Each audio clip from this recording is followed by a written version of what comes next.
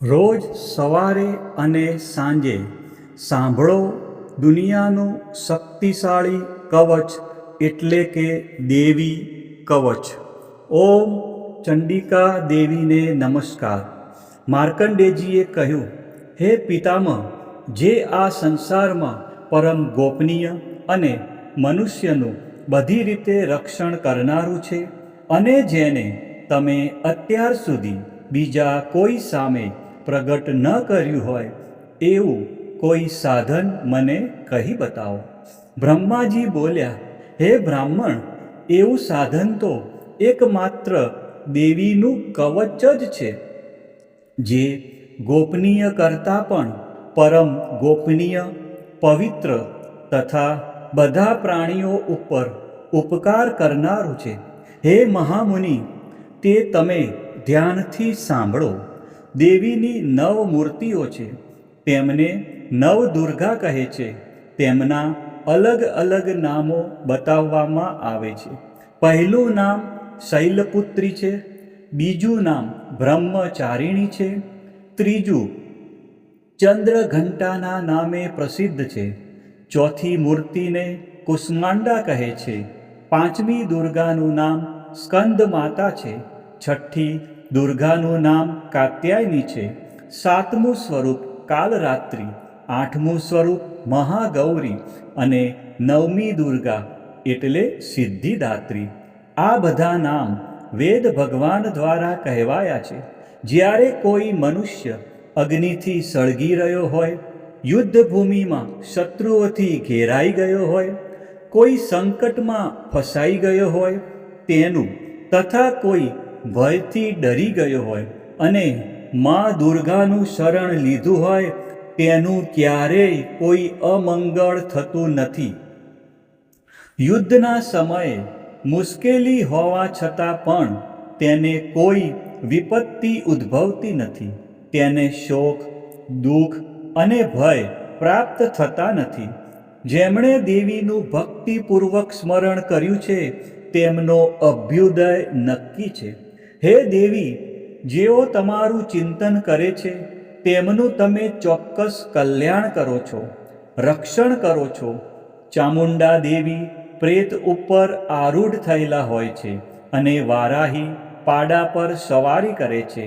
ઐન્દ્રીનું વાહન ઐરાવત હાથી છે, વૈષ્ણવી ગરુડ પર આવે છે અને માહેશ્વરી આખલા પર આરૂઢ થયેલા છે.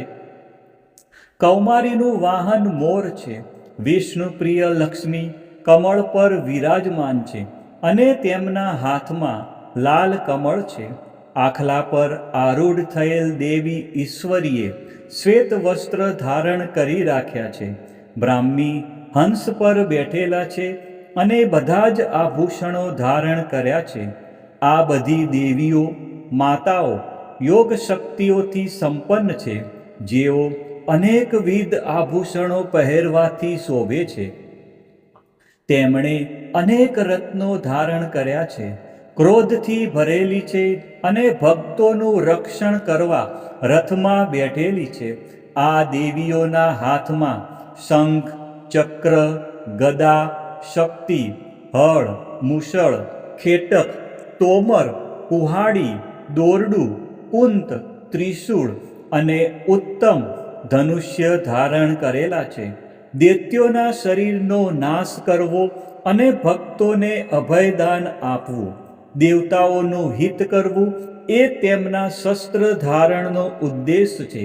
મહારૌદ્ર રૂપ, અત્યંત ઘોર પરાક્રમી, મહાબલી અને મહા ઉત્સાહયુક્ત હે દેવી, તમે મહાન ભયનો નાશ કરનારા છો.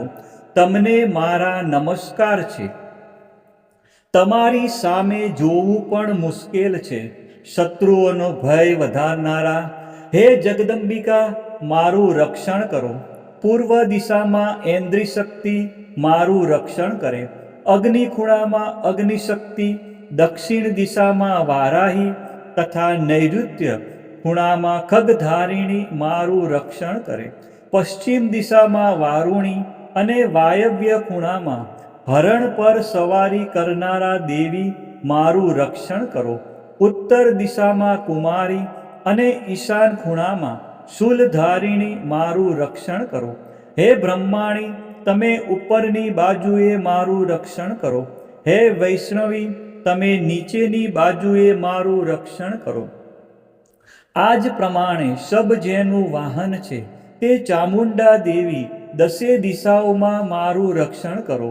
જયા આગળની બાજુએ અને વિજયા પાછળની બાજુએ રક્ષણ કરે. ડાબા ભાગે અજિતા દેવી, જમણા ભાગે અપરાજિતા મારું રક્ષણ કરે. ઉદ્યોતિની શિખાનું રક્ષણ કરે અને ઉમા મારા મસ્તક પર વિરાજિત થઈને મારું રક્ષણ કરે. માલાધરી દેવી મારા કપાળનું અને યશસ્વી મારી ભમરોનું રક્ષણ કરે. ત્રિનેત્રા ભમરોના મધ્ય ભાગનું અને યમઘંટા દેવી નાસિકાઓનું રક્ષણ કરે. શંખીની બંને આંખોના મધ્ય ભાગનું રક્ષણ કરે અને દ્વારવાસીની કાનોનું રક્ષણ કરે. કાલિકા ગાલોનું તથા સાંકરી કાનોના મૂળ ભાગોની રક્ષા કરે. સુગંધા નાસિકાઓની અને ચર્ચિકા દેવી ઉપરના હોઠનું રક્ષણ કરે. અમૃતકલા નીચેના હોઠનું અને સરસ્વતી જીભનું રક્ષણ કરે. કૌમારી મારા દાંતનું અને ચંડિકા કંઠ ભાગનું રક્ષણ કરે. ચિત્રઘંટા ગળાની ઘંટિકાનું અને મહામાયા તાળવાનું રક્ષણ કરે. કામાક્ષી દાઢીનું અને સર્વમંગલા મારી વાણીનું રક્ષણ કરે. નીલગ્રીવા કંઠના બહારના ભાગનું અને અન્નનલિકાનું કૌબેરી દેવી રક્ષણ કરે.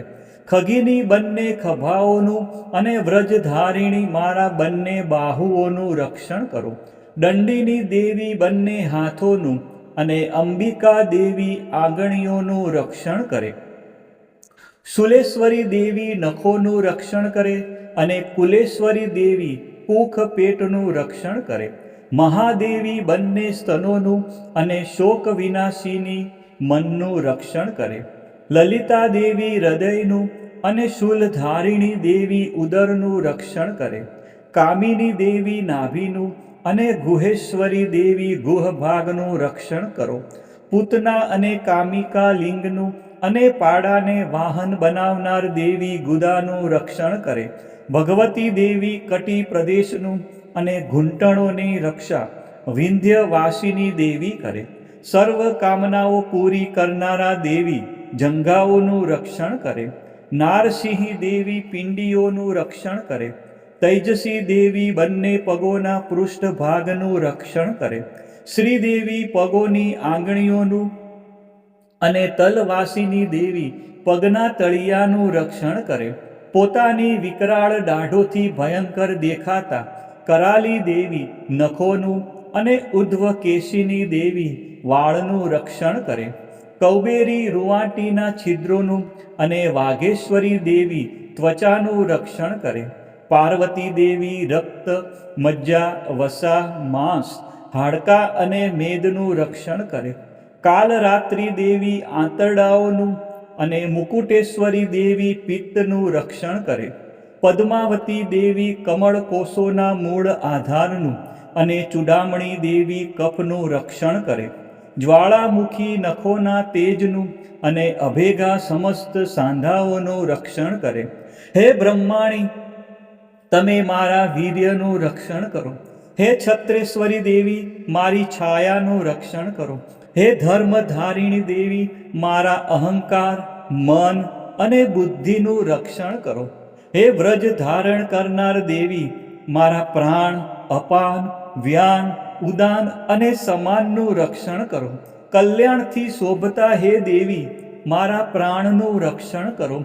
યોગીની દેવી રસ, રૂપ, ગંધ, શબ્દ અને સ્પર્શનું અને હે નારાયણી દેવી, તમે મારા સત્વ, રજ અને તમો ગુણનું રક્ષણ કરો. વારાહી આયુષ્યનું રક્ષણ કરે. વૈષ્ણવી ધર્મનું રક્ષણ કરે તથા ચક્ર ધારણ કરનારા દેવી યશ અને કીર્તિ, લક્ષ્મી અને ધનનું તેમજ વિદ્યાનું રક્ષણ કરો. હે ઇન્દ્રાણી દેવી, તમે ગોત્રનું રક્ષણ કરો. હે ભૈરવી દેવી, તમે મારી પત્નીનું રક્ષણ કરો. હે ચંડિકા દેવી, તમે મારા પશુઓનું રક્ષણ કરો. હે મહાલક્ષ્મી દેવી, તમે મારા પુત્રોનું, સંતાનોનું રક્ષણ કરો.